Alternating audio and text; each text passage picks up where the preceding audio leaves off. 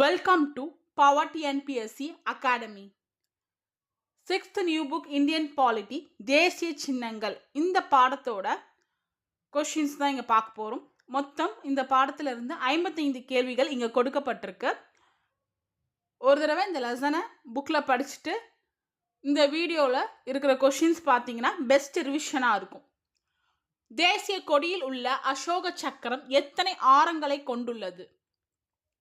தேசிய கொடியில் உள்ள அசோக சக்கரம் 24 ஆரங்களை கொண்டுள்ளது. தமிழ்நாட்டில் மயில்கள் சரணாலயம் எங்கு உள்ளது? தமிழ்நாட்டில் மயில்கள் சரணாலயம் புதுக்கோட்டையில் உள்ள விராலி மலையில் உள்ளது. இந்தியாவின் மிக நீளமான நதி எது? இந்தியாவின் மிக நீளமான நதி கங்கை நதியாகும். தமிழ்நாட்டின் மாநில விலங்கு எது? தமிழ்நாட்டின் மாநில விலங்கு வரையாடு. ஆனந்த மடம் என்ற புகழ்பெற்ற நாவலை எழுதியவர் யார்? ஆனந்த மடம் என்ற புகழ்பெற்ற நாவலை எழுதியவர் பங்கிம் சந்திர சட்டர்ஜி. இந்தியாவின் தேசிய மரம் எது? இந்தியாவின் தேசிய மரம் ஆலமரம். எந்த ஆண்டு தேசிய நாட்காட்டி ஏற்றுக்கொள்ளப்பட்டது? 1957 ஆண்டு மார்ச் 22 அன்றுதான் தேசிய நாட்காட்டி ஏற்றுக்கொள்ளப்பட்டது. தேசிய நாட்காட்டி ஏற்றுக்கொள்ளப்பட்ட ஆண்டு 1957 மார்ச் 22. இந்திய தேசிய சின்னத்தில் பயன்படுத்தப்பட்டுள்ள சத்தியமேவே ஜெயத்தே என்ற சொற்கள் எங்கிருந்து பெறப்பட்டுள்ளன? இந்திய தேசிய சின்னத்தில் பயன்படுத்தப்பட்டுள்ள சத்தியமேவ ஜெயத்தே என்ற சொற்கள் முண்டக உபநிடதம் இதிலிருந்து தான் பெறப்பட்டிருக்கு. தேசிய கீதம் இயற்றப்பட்ட மொழி? தேசிய கீதம் இயற்றப்பட்ட மொழி வங்காள மொழி. திருப்பூர் குமரன் எந்த ஆண்டு காந்தியை விடுதலை செய்ய கோரி நடந்த போராட்டத்தில் கலந்து கொண்டார்? திருப்பூர் குமரன் 1932 ஆண்டு காந்தியை விடுதலை செய்ய கோரி நடந்த போராட்டத்தில் கலந்து கொண்டார். இமாம் பசந்த் மாம்பழம் யாருடைய காலத்தில் உருவாக்கப்பட்டது? இமாம் பசந்த் மாம்பழம் முகலாயர்களுடைய காலத்தில் உருவாக்கப்பட்டதாகும். புலி தேசிய விலங்காக தேர்வு செய்யப்பட்ட ஆண்டு எது? புலி தேசிய விலங்காக தேர்வு செய்யப்பட்ட ஆண்டு 1973 ஆண்டு. தேசிய நாட்காட்டியை பரிந்துரைத்த குழுவின் தலைவர் யார்? தேசிய நாட்காட்டியை பரிந்துரைத்த குழுவின் தலைவர் மேக்நாத் சாகா. விடுதலை இந்தியாவின் முதல் தேசிய கொடி தமிழ்நாட்டில் எங்கு நெய்யப்பட்டது? விடுதலை இந்தியாவின் முதல் தேசிய கொடி தமிழ்நாட்டில் உள்ள வேலூர்ல குடியாத்தம் இங்கதான் நெய்யப்பட்டிருக்கு. வேலூர் குடியாத்தத்தில் நெய்யப்பட்டது. 1947 விடுதலை நாளில் ஆடுவோமே பல்லு பாடுவோமே என்ற பாடலை பாடியவர்? 1947 விடுதலை நாளில் ஆடுவோமே பல்லு பாடுவோமே பாடலை பாடியவர் TK பட்டம்மாள். பாசறைக்கு திரும்புதல் நடைபெறும் நாள் எது? பாசறைக்கு திரும்புதல் நடைபெறும் நாள் ஜனவரி 29. இந்திய விடுதலை நாளில் பறக்கவிடப்பட்ட முதல் தேசிய கொடி எந்த அருங்காட்சியகத்தில் உள்ளது? இந்திய விடுதலை நாளில் பறக்க முதல் தேசிய கொடி புனித ஜார்ஜ் கோட்டையில் உள்ள அருங்காட்சியகத்தில் உள்ளது. புனித ஜார்ஜ் கோட்டையில் உள்ளது. இந்தியாவின் தேசிய ஆறு எது? இந்தியாவின் தேசிய ஆறு கங்கா. யானை தேசிய பாரம்பரிய விலங்காக அறிவிக்கப்பட்ட ஆண்டு எது? யானை தேசிய பாரம்பரிய விலங்காக அறிவிக்கப்பட்ட ஆண்டு 2010. தமிழகத்தின் மாநில மரம் தேசிய மரம், இந்தியாவின் தேசிய மரம் ஆலமரம். தமிழகத்தின் மாநில மரம் பனை மரம். அசோகர் காலத்தில் சாரநாத் தூணின் உச்சியில் அமைந்திருந்த நான்முகச் சிங்கம் தற்போது எங்கு பாதுகாக்கப்படுகிறது? அசோகர் காலத்தில் சாரநாத் தூணில் உச்சியில் அமைந்திருந்த நான்முகச் சிங்கம் தற்போது சாரநாத் அருங்காட்சியகத்தில் பாதுகாக்கப்படுகிறது. எங்கு நடைபெற்ற இந்திய தேசிய காங்கிரஸ் மாநாட்டில் ரவீந்திரநாத் தாகூரின் ஜனகண மன பாடல் முதலாக பாடப்பட்டது? கொல்கத்தாவில் நடைபெற்ற இந்திய தேசிய காங்கிரஸ் மாநாட்டில் ரவீந்திரநாத் தாகூரோட ஜனகணமன பாடல் முதலாக பாடப்பட்டது.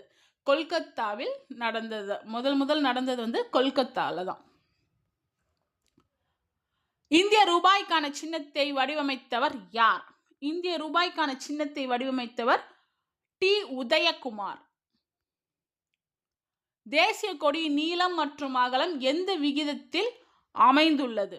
தேசிய கொடியோட நீளம் மற்றும் அகலம் 3:2 ரேஷியோல அமைந்திருக்கும். சாரநாத் அசோக தூணில் உச்சியில் அமைந்திருக்கும் நான்முக சிங்கம் இந்தியாவின் தேசிய இலச்சினையாக எப்போது ஏற்றுக்கொள்ளப்பட்டது?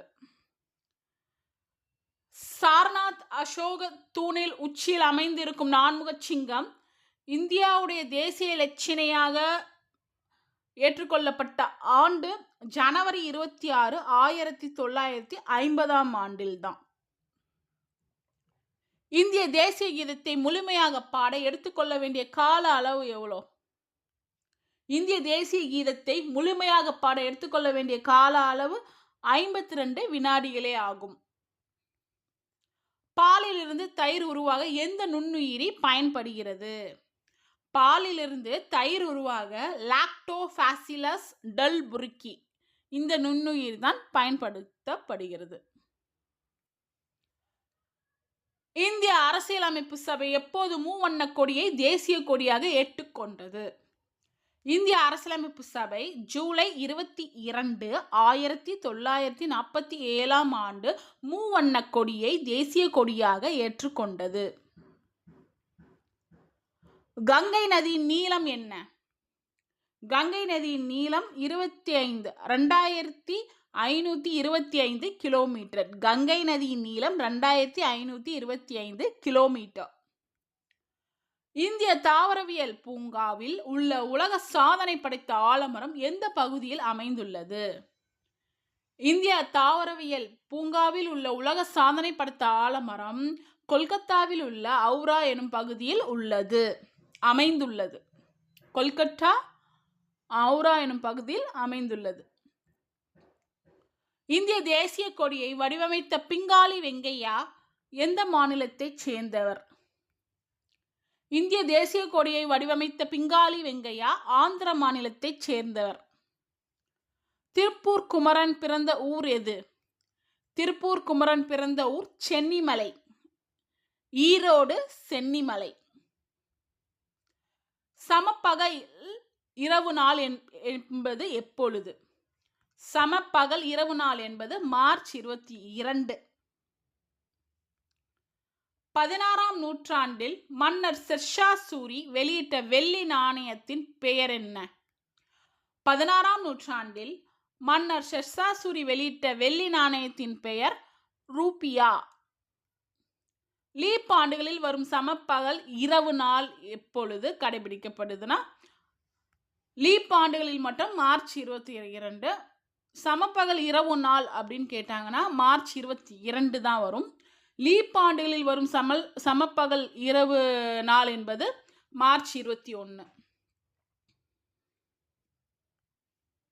காந்தியின் பிறந்த நாளை சர்வதேச அகிம்சை நாளாக எந்த ஆண்டு முதல் ஐநா சபை அங்கீகரித்து கொண்டாடி வருகிறது? 2007 ஆண்டு முதல் காந்தியின் பிறந்த நாளை சர்வதேச அகிம்சை நாளாக ஐநா சபை அங்கீகரித்து கொண்டாடி வருகிறது. 2007 ஆண்டு அக்டோபர் 2. 1896 ஆண்டு தேசிய காங்கிரஸ் மாநாட்டின் போது வந்தே மாதரம் பாடலை பாடியவர் யார்? 1896ஆம் ஆண்டு தேசிய காங்கிரஸ் மாநாட்டின் போது வந்தே மாதரம் பாடலை பாடியவர் ரவீந்திரநாத் தாகூர். யாருடைய ஆட்சி காலத்தில் சக ஆண்டு முறை தொடங்கியது? கனிஷ்கருடைய ஆட்சி காலத்தில் தான் சக ஆண்டு முறை தொடங்கியது. பிரம்மபுத்திரா நதியின் நீளம். பிரம்மபுத்திரா நதியின் நீளம் 3848 கிலோமீட்டர். கங்கை நதியின் நீளம் 2525 கிலோமீட்டர். பிரம்மபுத்திரா நதியின் நீளம் 3848 கிலோமீட்டர். ஆகஸ்ட் 15, 1947 இந்திய விடுதலை நாளின் போது செங்கோட்டையில் தேசிய கொடியை ஏற்றியவர் யார்?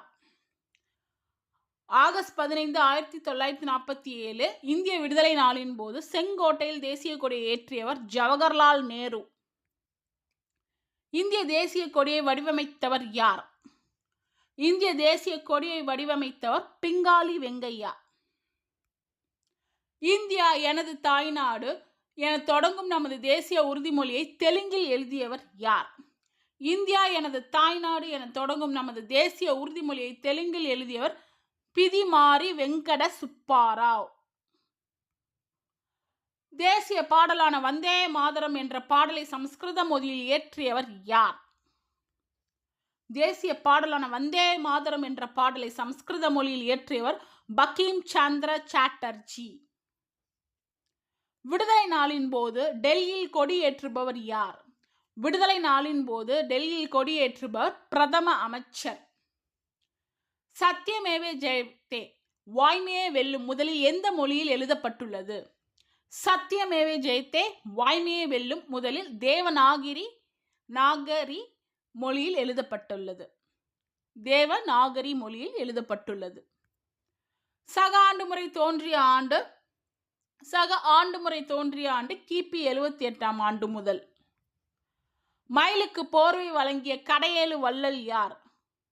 மயிலுக்கு போர்வை வழங்கிய கடையேழு வள்ளல் பேகன். கங்கை நதிப்புறத்து கோதுமை பண்டம் என்று கங்கையை புகழ்ந்து பாடியவர் யார்? கங்கை நதிப்புறத்து கோதுமை பண்டம் என்று கங்கையை புகழ்ந்து பாடியவர் பாரதியார். உலகின் மொத்த புலிகள் எண்ணிக்கையில் இந்தியா எத்தனை சதவீதத்தை கொண்டுள்ளது? உலகின் மொத்த புலிகள் எண்ணிக்கையில் இந்தியா 70% கொண்டுள்ளது.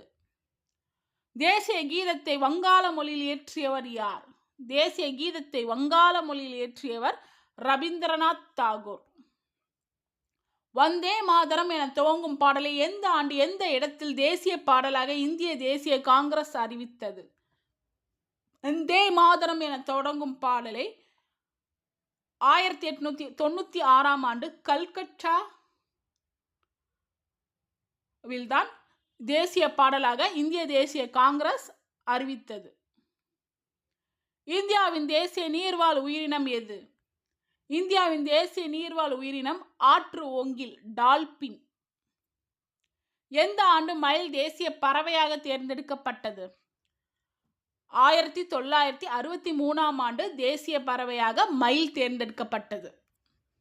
தேசிய கீதத்தின் இந்தி மொழியாக்கம் இந்திய அரசியலமைப்பு சபையால் தேசிய கீதமாக ஏற்றுக்கொள்ளப்பட்ட ஆண்டு ஜனவரி 24, 1950ஆம் ஆண்டு தேசிய கீதம் இந்தி மொழியாக்கத்தில் இந்திய அரசியலமைப்பு சபையால் தேசிய கீதமாக ஏற்றுக்கொள்ளப்பட்டது.